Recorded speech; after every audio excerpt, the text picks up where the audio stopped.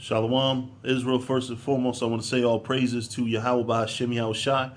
Double honors to the apostles and elders of Great Millstone. Salutations to you brothers throughout the four corners of the earth, teaching the truth and righteousness and sincerity.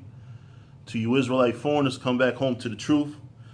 To those that passed away in the Lord, the dead in Yahushua shall arise first. All right, I want to do this sit down as a continuation to my last sit down. Well, not my last sit down, but something I've started through the Spirit. Going into the so-called Hispanics, Native Americans, and West Indians being, particularly the Negro, the so-called Hispanics and Native Americans and Latinos being part of the nation of Israel. You know, you got a lot of heretics, a lot of, just basically pieces of shit out there. I'm going to call them what they is, man. You know, motherfuckers out there that's sitting here talking shit about the so-called Hispanics, you know what I mean? You know, not giving them no respect, not giving us no respect. You know what I'm saying? And we got proof, and through history. Not only could we use the scriptures, you know what I'm saying, but we also have historical evidence, books. So here I actually have two books in one.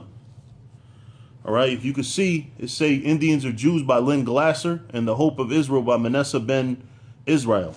All right, this is a combination of books. I'm mostly going to go into Indians or Jews by Lynn Glasser because she's the one that really, or he or she, I don't know. Lynn could be a fucking male name. You don't know the fucking white man. But, just basically going into the so-called Hispanics. You know what I'm saying? As y'all can see, I'm away. I'm not home right now. You know what I'm saying? But just because I'm away don't mean that the work don't go on. You know what I'm saying? So page 1, it say tracing the history of the notion that the American Indians were descended from the 10 lost tribes of Israel began with a sense of curiosity at Joseph Smith's success in fabricating an elaborate historical account and in establishing a religion which in its day had widespread approval. Skipping forward, it says, essays similar to this one could be written on a variety of earlier notions regarding pre-Adamites, the mundus alterius concepts, relationship to early thinking about America, theories about the origin of the Indians besides the 10 tribes theory, America and millennialism, the geographical disentanglement of America from Asia and its implications, America's relationship to the biblical and ancient philosophers, etc., etc. All right, so one thing that we have to get an understanding of is basically if the so-called Native Americans are not Israel, then what are they? Because we do have a historical, a scriptural reference to the 10 tribes. The 10 tribes going into captivity and then sailing to a country where never mankind dwelt.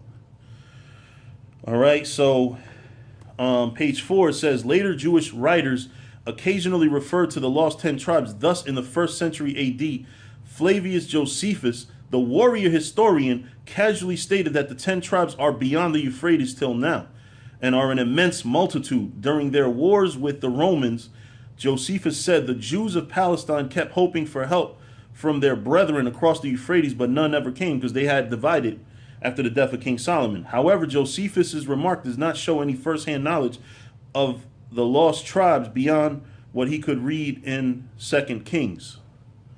All right, so page 16. Page 16. We're going to prove this, man. All right. This is page 16. There was also practiced and used among the Yucatan Indians, I believe this is Issachar, a certain kind of baptism which, although it was not obligatory nor general among all, was held in repute in that false religion of theirs as a thing of great sanctity and peculiar merit in those who wished to abide by it and use it. So they had baptism. So I want to know what that could mean then. You know what I mean? If it wasn't, they didn't get it from the Israelites. And it wasn't obligatory, meaning just like today. If I want to go get, because the Atlantic Ocean's right behind me. You know what I'm saying? If I want to go get baptized in the Atlantic Ocean, I could get baptized in the Atlantic Ocean. You know what I mean? But it doesn't change anything spiritually. You know what I'm saying? It's just a ceremony. right? It says the religion of the Incas was, like their government, founded on the law and nature of nature and reason. So basically, their laws, their physical laws, was based on morality, or basically nature and reason. You know what I mean? Just like the laws of the Bible. So it says, here's a quote here. It says, I tell you then that our Father, the Son, because, you know, they worship the Son, unfortunately, must have another Lord more powerful than himself. So they knew that above the Son, there was a God, a power, you know, power above the Son, who orders him to make this journey day by day without resting. You know what I'm saying? So that's pretty plain. You know what I mean? You can't really fuck that up. You know what I mean? So let's see, page 18. He remarked, this is somebody named Tormacata, I believe. He remarked, though, that on finding accounts in Garcia and Betancourt of the similarity of the Mexican institutions to those of the Jews, he found the chapters corresponded fairly closely. So the so-called Mexicans, the ancient Mexicans, kept similar customs as the so-called, you know, the Jews, basically. You know what I mean? Because, you know, it just is what it is, you know? A lot of you so-called Negroes, West Indians, Hispanics, and Native Americans, you don't know your history, you know? But reading on, what is it? Page 21. As we know, in order to talk with the Chinese, he took with him in 1492, this is talking about Christopher Columbus, a converso, Luis del Torres, who had been a Jew and knew Hebrew, Chaldean, and even a little Arabic. You know, this is still with the assumption that Columbus was looking for fucking Chinese people. You know what I'm saying? But he knew Hebrew. Why? You know what I mean? But anyway, reading on. Page 23. All of the early Spanish historians noticed the similarities between the customs of the Indians and the Jews. They were of two opinions. So basically, the Spaniards thought one of two things was possible. Some thought that the Indians were Jews. Others thought that they had been instructed in their rights by the devil. So they thought that they got their religion from the devil. You know, but that's, you know, fucking white man. What do you expect? All right, that's page what? 23? Page 25.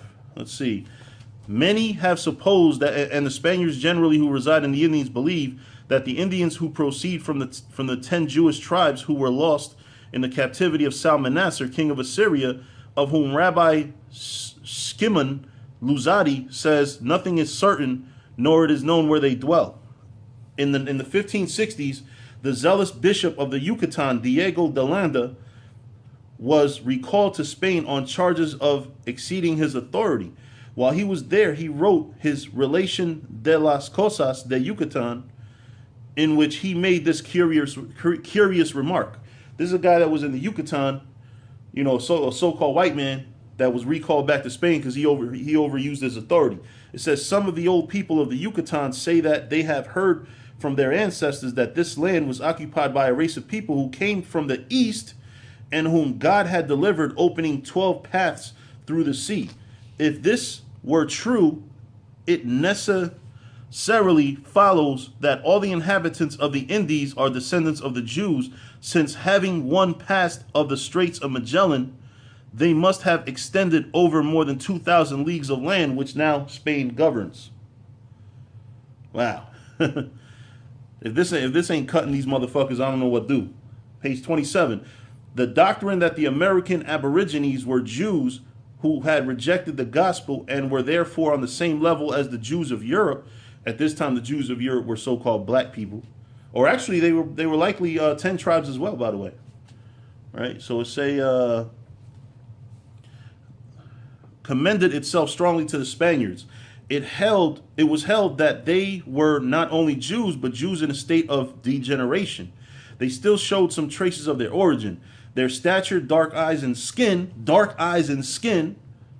and frequently aquiline nose were external evidences of it.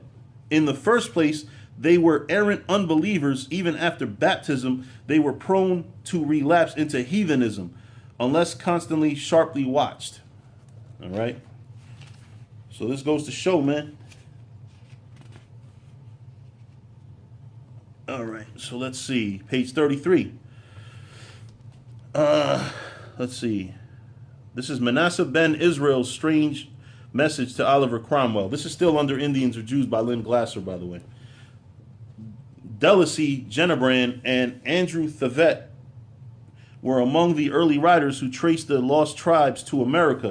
In 1634, William Wood in New England's Prospect said, "Some have thought they, the North American Indians, might be of the dispersed Jews, because some of their words may be near unto Hebrew, but by the same rule they may conclude them to be some of the gleanings of all nations, because they have words which sound after Greek, Latin, French, and other tongues."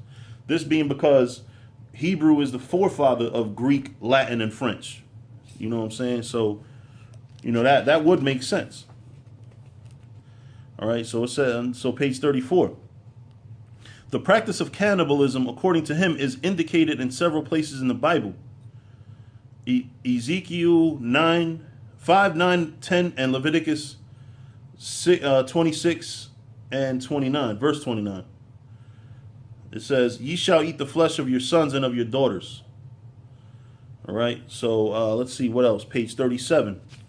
We're breezing right through it, man. This is historical proof right here. Montesinos related that he met a race of savages in the Cordilleras who recited the Shema. If you know what Shema is, Shema Yasharallah, you know what I mean?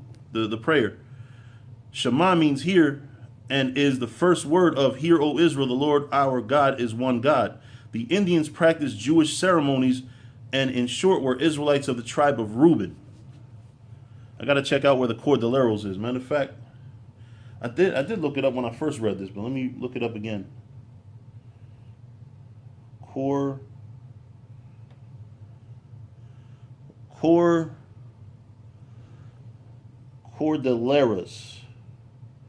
Yeah, here we go. All right, the Cordillera. It means rope, by the way. All right. The Andes. This is in the Andes. So I believe this was possibly Asher. Because, you had the tribe of Reuben. They scattered. You know what I'm saying? They're the scriptures say that they're unstable as water.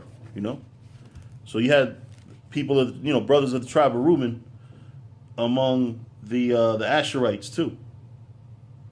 They're not just mixed among the Native Americans, the rest of the Native American tribes here in America, in USA so-called.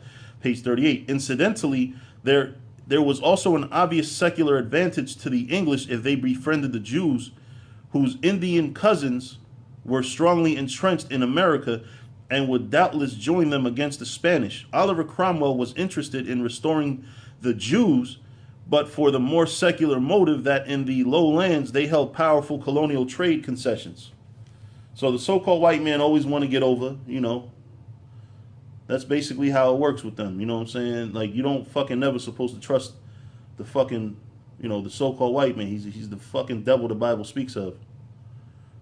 But reading on, let's see, page 39. According to Esdras, Manasseh said, the 10 tribes passed beyond the into Osiris, beyond the Euphrates. Genebrard places it in Tartary, from whence the Jews may have wandered into Greenland, and from there by the Davis Straits to Labrador.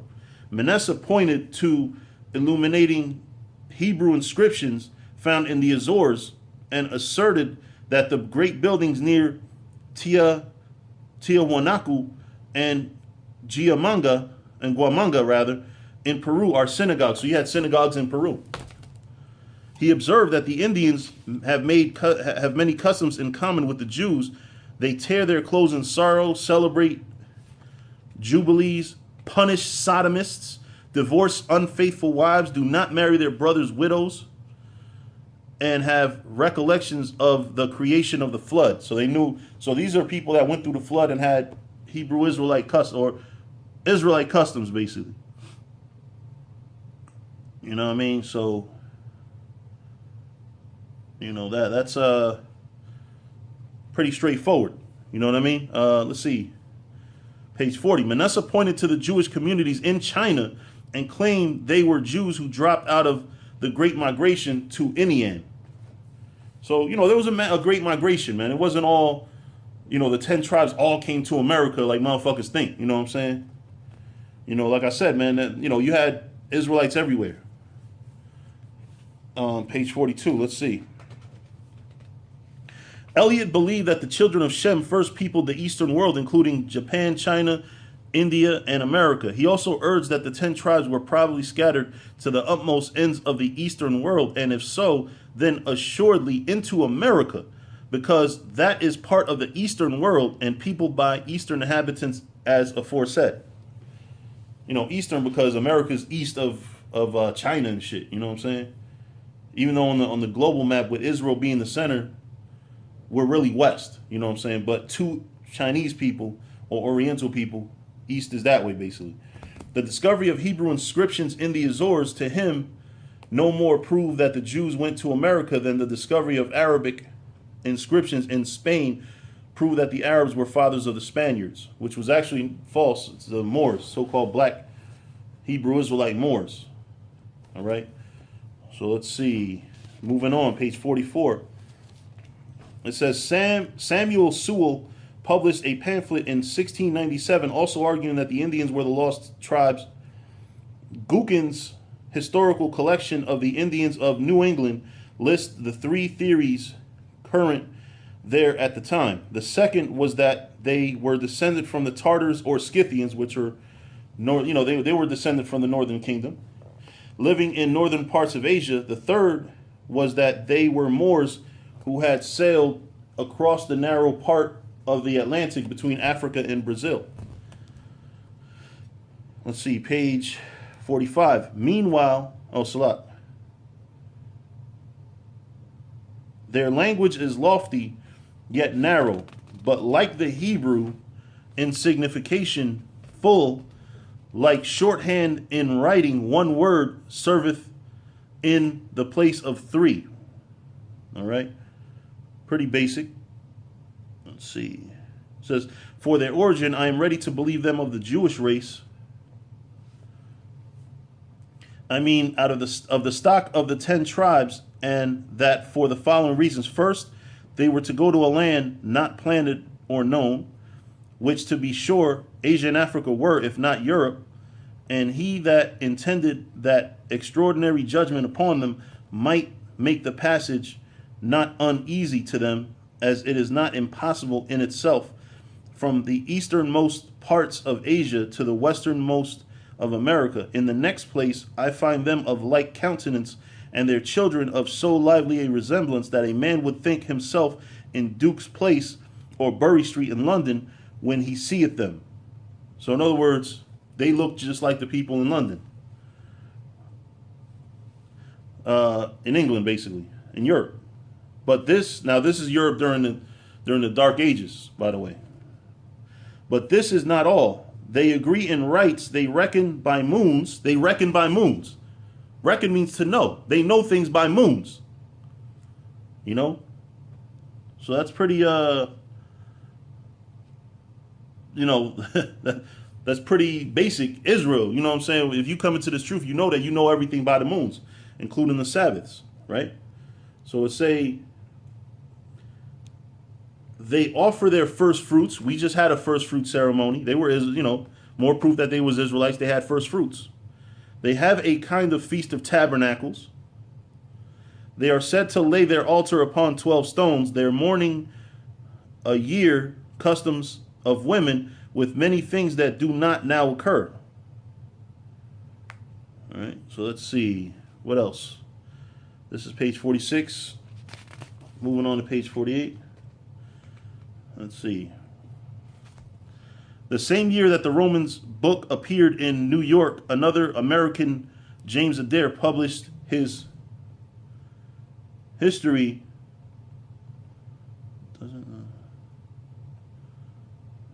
Okay, let's see. My bad.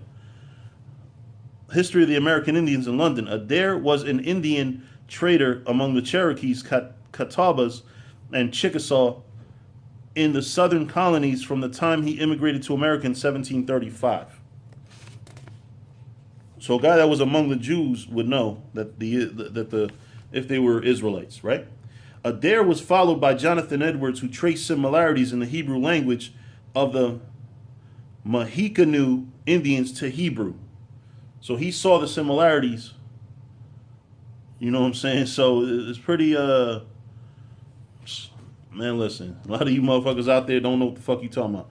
Mr. Ingram believes that great numbers of the Israelites, after their dispersion, retired into a remote and uninhabited country, which he supposes to have been to the south of Hudson's Bay and near California, between 53 degrees and 60 degrees north latitude, where their descendants, a numerous and distinct race, remain to this day unconnected with the rest of mankind. To this day, this was probably in the 1700s, by the way. All right, so page 54. Almost done here. Cutting the shit out of you assholes that believe that the so-called Hispanics are not Israel.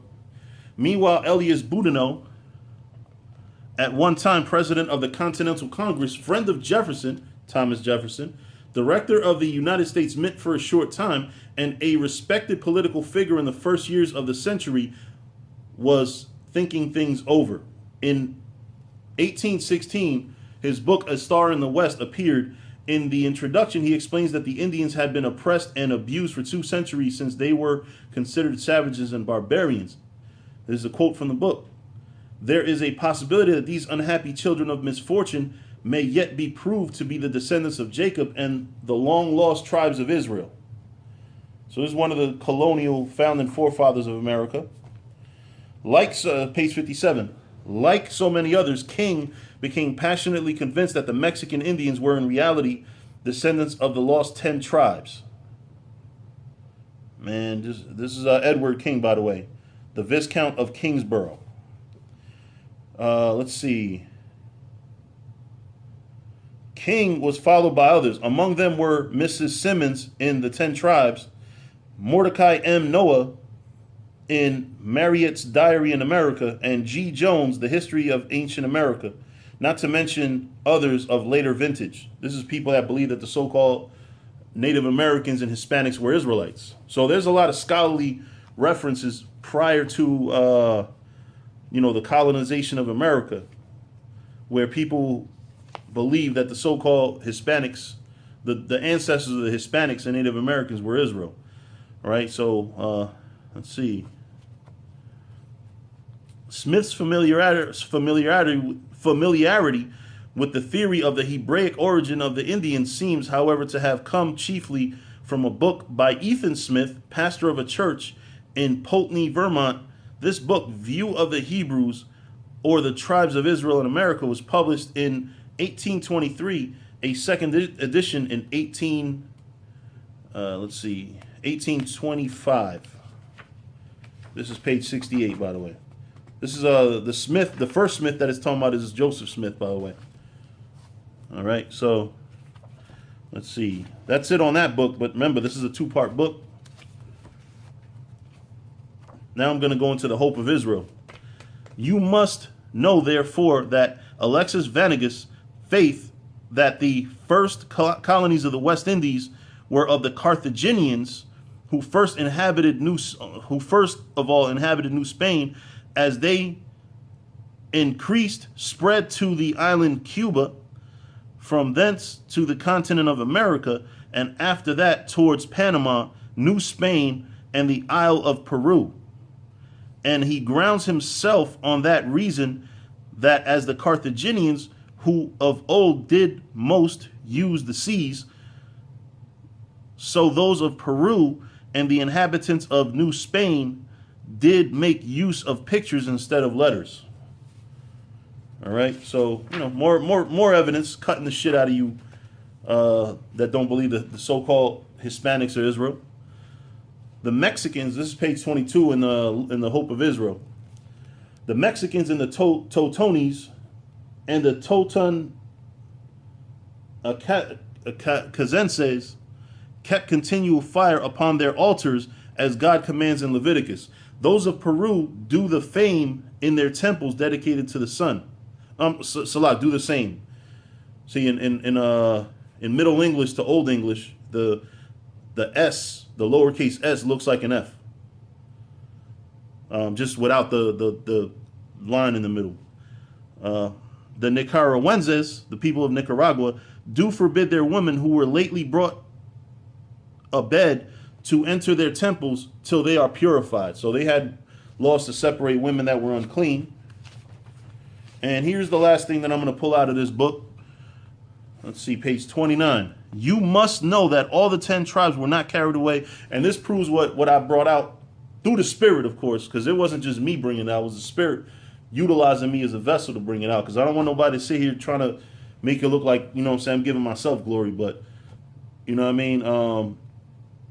As was brought out, you know what I'm saying, when I brought out the book report on the lost 10 tribes of Israel found, a lot of the European kingdoms that were started, the Anglo-Saxons and all of them, a lot of those kingdoms in Europe during the Dark Ages was really found by people from the 10 tribes of Israel, who later on came to the Americas when things, you know, went foul in Europe for us. So it says, you must know that all the 10 tribes were not carried away at the same time.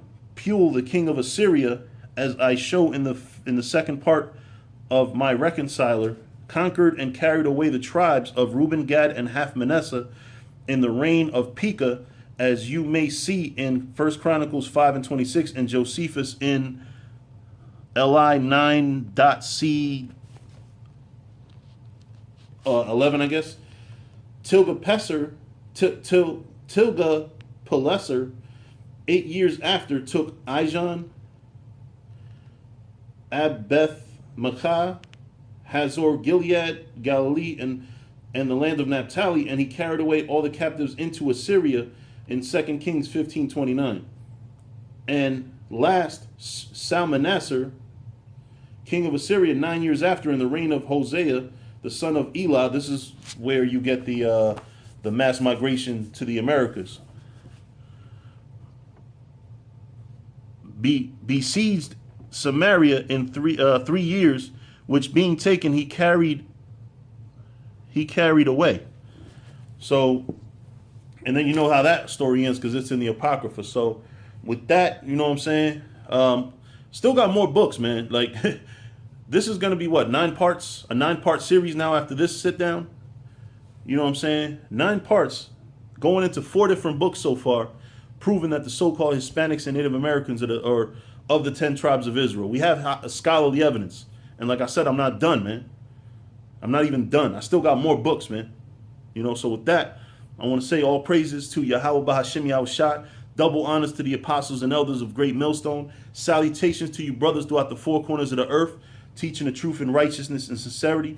To you Israelite foreigners, come back home to the truth. To those that passed away in the Lord, the dead in Yahushua shall arise first. Shalom.